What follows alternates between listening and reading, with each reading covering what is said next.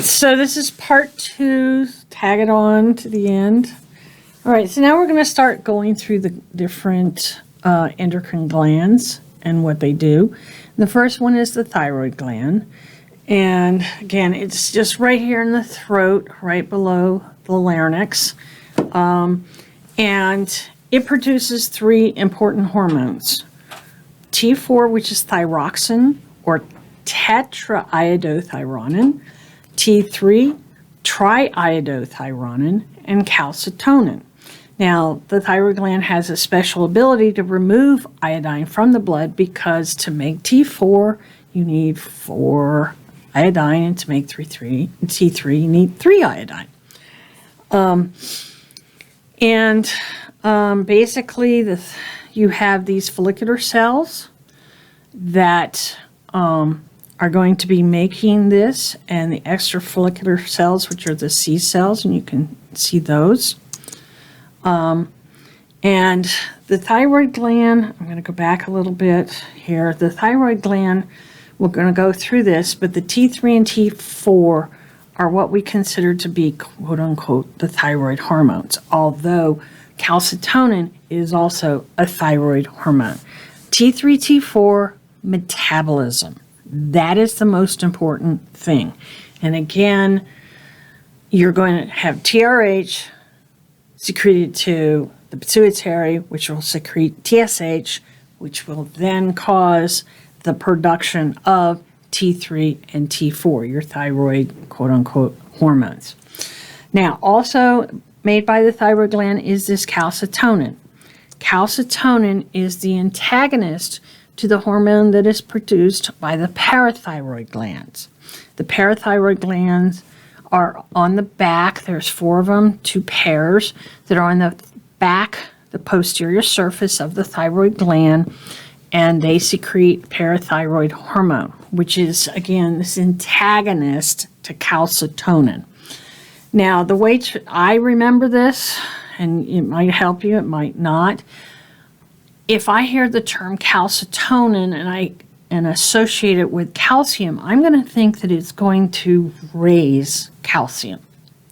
You know, calcium, calcitonin. No. It's the opposite. Parathyroid hormone is the one that increases blood calcium, and calcitonin lowers blood calcium. So if you remember that, you're okay. And if you increase calcium, you have to decrease phosphate. They go together, all right? And the way that they're going to work on getting the calcium into the bloodstream is several different ways. You're going to pull it out of the bone. You're going to pull it out using the kidneys, conserve as much as you can in the urine, and absorb as much as you can in the gut. So you'll see all 3, because calcium, we've already learned, very important in muscle contraction, right? And very important in clotting. Other mechanisms, you've got to have calcium. So it becomes extremely important to have your calcium. So you've got these mechanisms to really make sure that you don't lose it. Okay? The next gland is the adrenal gland, which they are suprarenal glands, which means they sit on top of the kidneys. This is only true of humans. In the cats and the pigs, they're towards the side, so it's a little bit different position, and you'll get to see that when we look at the pig. But very important hormones here, maintaining blood sodium levels, stress hormones, some of the sex hormones. The gland is divided into 2 portions, and anytime you see this where you have an outer portion and an inner portion, the outer portion is the cortex, the inner portion is the medulla or the medulla, depending upon where you learned the word. This is going to be true also, we're going to talk about this in the kidneys. It's going to be the renal cortex and the renal medulla, so just remember that. So the outer portion, the cortex, secretes steroid hormones, specifically aldosterone, cortisone, some of your sex hormones. that are, it's an adjunct to the sex hormones that are going to be secreted by the gonads. The medulla is going to secrete amine hormones, which are basically proteins, particularly epinephrine and norepinephrine. Okay? So when we look at the cortex, we have 3 zones. We have a zona glomerulosa, zona fasciculata, zona reticularis. And the glomerulus is the outer zone of the cortex, and that produces aldosterone and what we call mineralocorticoids. We'll talk about that. The fasciculata produces the cortisol and glucocorticoids, and the reticularis is, again, the sex hormones. So if you take a look at this, the other piece is, if we look at this, epinephrine and norepinephrine produced. And if we go back and look at that, you can see that is the medulla. So the norepinephrine and the epinephrine, the main thing that they do is 2 things, and that is increase heart rate and increase the force of contraction. So when you are in a fight or flight situation, that heart rate goes up and that heart is pumping and it is forcing a lot of blood out. They're basically the same. There are some small differences, and you can see that there. Now, to go more into depth with the aldosterone, again, this regulates sodium and potassium. We're going to get into this renin-angiotensin aldosterone pathway. Some people say the renin-angiotensin system. I say the renin-angiotensin aldosterone system. What happens with this system, the bottom line is that it helps us regulate blood pressure. All right, it is secreted. This system is activated when blood pressure drops. It is started by the production, we'll talk about this, of renin by the kidneys. The kidney is a blood filter, and it has to have blood pressure. So when the blood pressure drops, renin gets secreted. And the end result of this is that we are going to move sodium ions out of the urine filtrate, and with the sodium, so goes the water, and then that will raise the pressure in the blood vessels. So we're good there. All right, so you just remember this renin-angiotensin aldosterone pathway kicks in when blood pressure drops, and we need the pressure to go up. All right, the next one is cortisol. Cortisol, think of it this way. It helps us work with, we talked about this slightly and we'll talk about it more, but it helps us, it's a stress hormone. It helps us deal with stress. It helps us kind of even out the sugars. We're going to do glucose synthesis from non-carbohydrates, from your proteins, from your fats. This kicks in when you're in a lot of stress. And so we're trying to maintain homeostasis by using other means of producing glucose, because we need the glucose for the brain, okay? And then we have the adrenal androgens, the sex hormones. You don't think of it that way, but they will play a little bit of a part in sex hormones. So let's look at this again, this aldosterone and the renin-angiotensin system. I just kind of briefly went over it, but what aldosterone does is, again, we're conserving sodium. We're trying to raise the blood pressure. We're trying to move sodium, and by moving sodium, we're moving water. That adds pressure in the blood vessels, which brings the blood pressure up. In exchange for the sodium, we have to exchange out with potassium. So we're conserving sodium and excreting potassium, okay? And so what this system does is help us maintain normal blood pressure. basically what happens is the renin gets secreted and it goes to the liver and it converts angiotensinogen to angiotensin 1, which then goes to the lungs, which converts angiotensin 1 to angiotensin 2. And angiotensin 2 basically is a product of this system in the lungs and tells the adrenal gland to secrete aldosterone. That's just kind of like the pathway, incidentally. All right. So the next one is the pancreas. And everybody thinks, again, of the pancreas as being the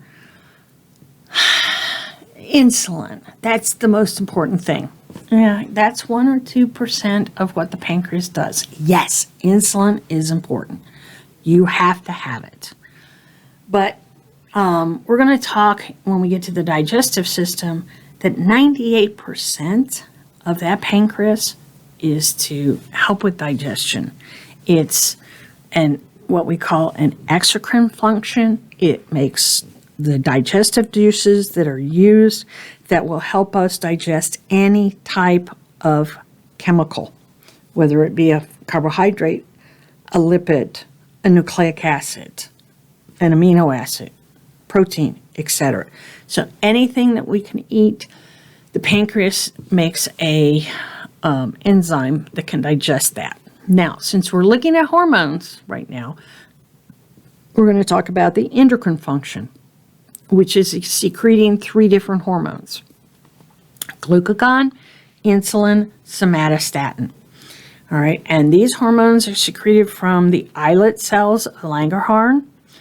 The alpha cells secrete glucagon, the beta cells, insulin, the delta cells, somatostatin.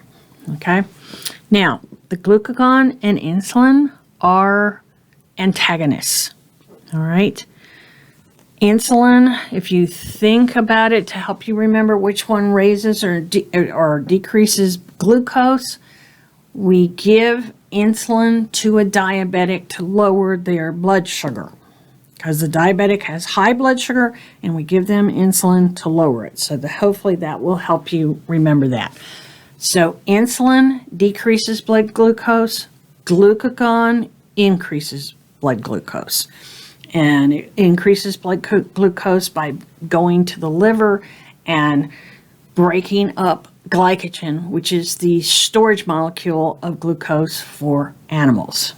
Okay?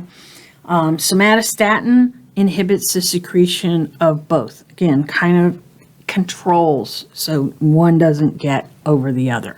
And you can see those different cells in this. Okay?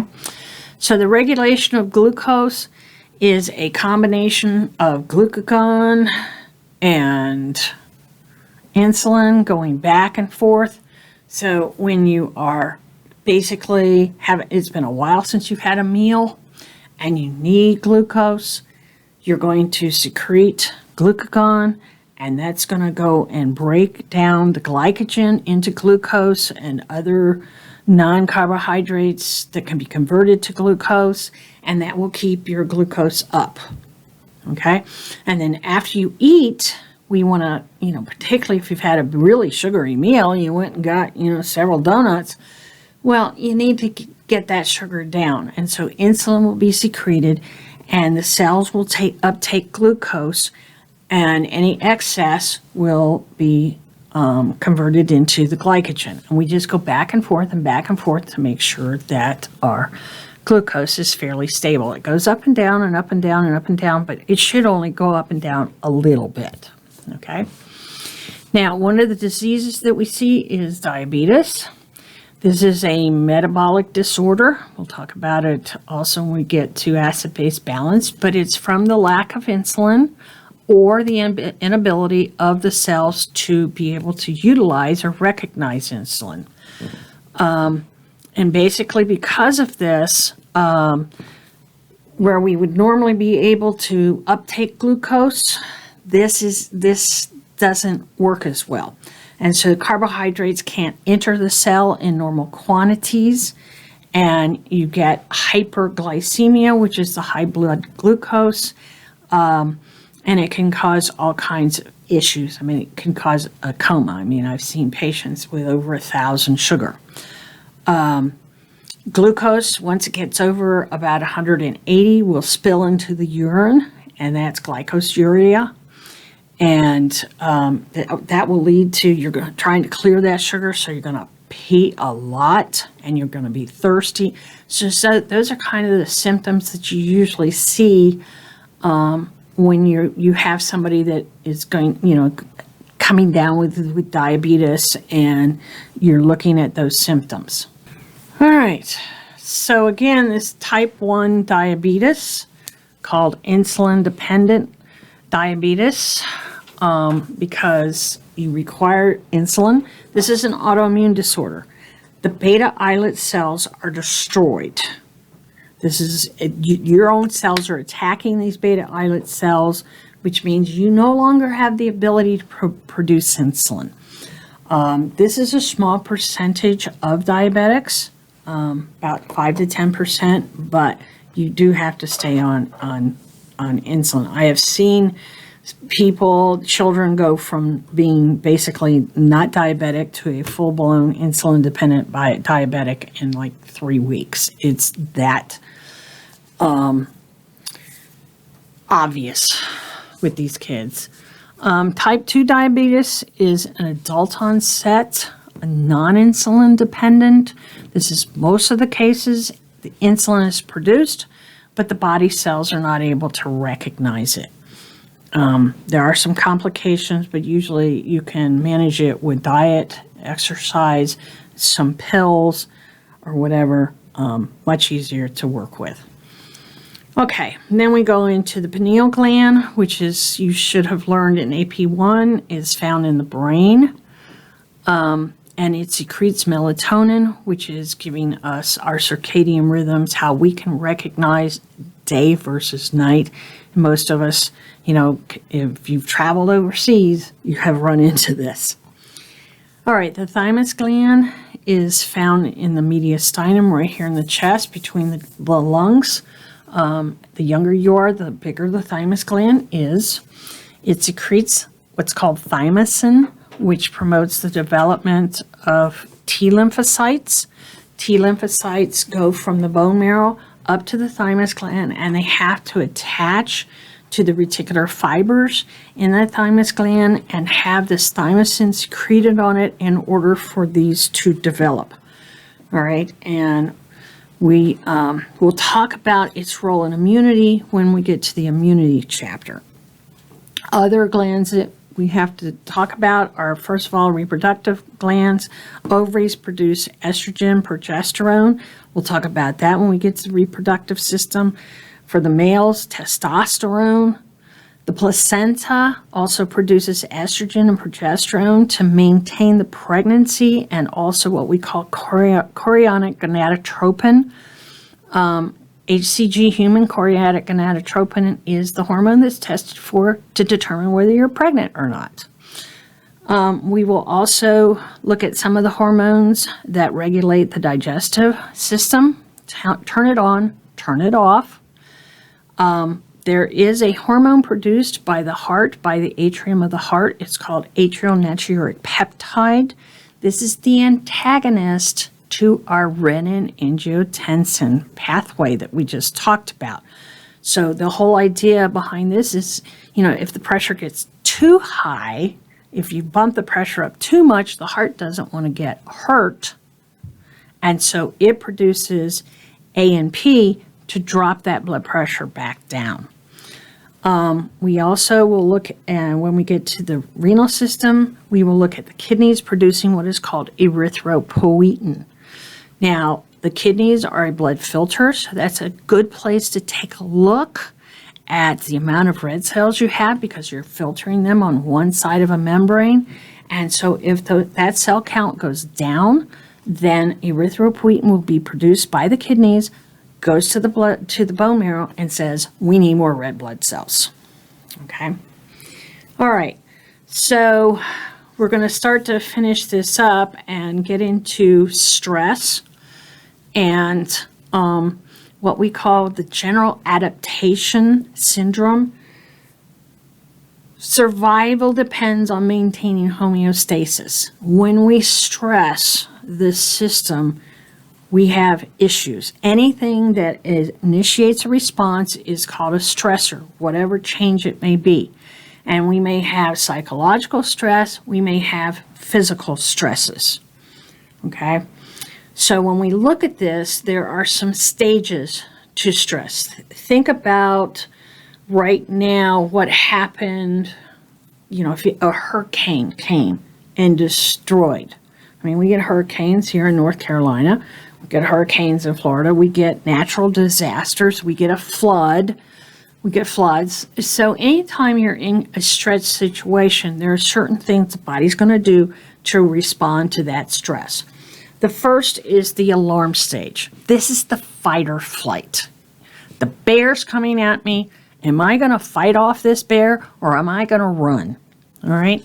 So what you have to do is, first of all, this is going to be an immediate thing. The main hormone here is epinephrine. And again, we've already talked about epinephrine, up that heart rate, increase the amount of blood being pushed out by the heart. We've got to get ready to fight or flee. We've got to pump sugar into our skeletal muscles.